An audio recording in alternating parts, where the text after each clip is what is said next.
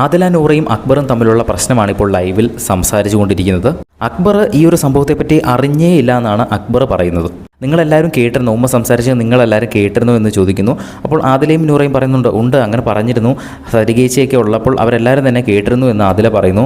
അപ്പോൾ അക്ബർ പറയുന്നുണ്ട്, എങ്കിലും ഉമ്മ ഒന്നെങ്കിൽ അബദ്ധത്തിൽ പറഞ്ഞു പോയതായിരിക്കും, അല്ലെങ്കിൽ ബിഗ് ബോസ് ടീം തന്നെ പറയിപ്പിച്ചതായിരിക്കും എന്നാണ് അക്ബർ പറയുന്നത്. ബിഗ് ബോസ് ടീം ഒരിക്കലും അങ്ങനെ പറയിപ്പിക്കുമെന്ന് എനിക്ക് തോന്നുന്നില്ല. പക്ഷേ എനിക്ക് കുഴപ്പമൊന്നുമില്ല എന്ന് അക്ബർ ആദിലയുടെ നൂറയുടെ അടുത്ത് പറയുന്നുണ്ട്. അവരുടെ അടുത്ത് മര്യാദയ്ക്ക് സംസാരിക്കുകയും ചെയ്യുന്നുണ്ട്. അപ്പോൾ ആദില നൂറയും പിന്നെ പറയുന്നുണ്ട്, ഞങ്ങളുടെ അടുത്ത് ഞങ്ങൾ വിചാരിച്ചു ഇനി അത് അങ്ങനെ ഉമ്മ പറഞ്ഞതുകൊണ്ടായിരിക്കും ഞങ്ങളുടെ അടുത്ത് ഒരു ഡിസ്റ്റൻസ് കീപ്പ് ചെയ്യുന്നത് പോലെ എനിക്ക് തോന്നി എന്ന് പറയുമ്പോൾ അക്ബർ പറയുന്നുണ്ട്, ഇല്ലില്ല, ഞാൻ ആ ഒരു കാരണത്താൽ കൊണ്ടോ അങ്ങനെയൊന്നും ഞാൻ ഡിസ്റ്റൻസ് കീപ്പ് ചെയ്തിട്ടില്ല.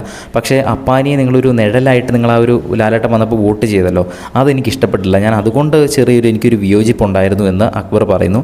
ആ ഒരു കാരണം കൊണ്ടാണ്, അല്ലാതെ എനിക്ക് വേറെ എൻ്റെ ഉമ്മ അങ്ങനെ പറഞ്ഞിട്ടുണ്ടോ എന്ന് എനിക്കറിയത്തില്ല. അങ്ങനെ പറഞ്ഞിട്ടുണ്ടെങ്കിൽ പോലും ആ ഒരു കാരണത്താൽ ഞാൻ ഒരിക്കലും ഡിസ്റ്റൻസ് കീപ്പ് ചെയ്തിട്ടില്ല എന്ന് അക്ബർ തന്നെ ആദിലയുടെ നൂറയുടെ അടുത്ത് തുറന്ന് പറഞ്ഞിട്ടുണ്ട്. എന്തായാലും അവർ തമ്മിലുള്ള പ്രശ്നം ഇപ്പോൾ ലൈവിൽ സംസാരിച്ച് തന്നെ തീർത്തിരിക്കുകയാണ്. അവർ തമ്മിൽ നിലവിൽ വേറെ പ്രശ്നങ്ങളൊന്നുമില്ല.